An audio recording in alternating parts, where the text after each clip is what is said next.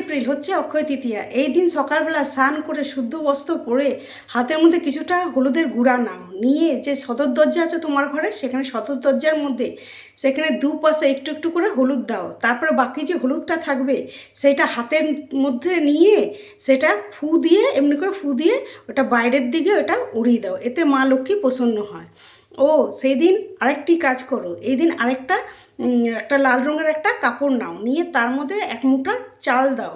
সেটা যে কোনো চাল হতে পারে, সেই আতপ চাল বা সেদ্ধ চাল দুটোই হতে পারে।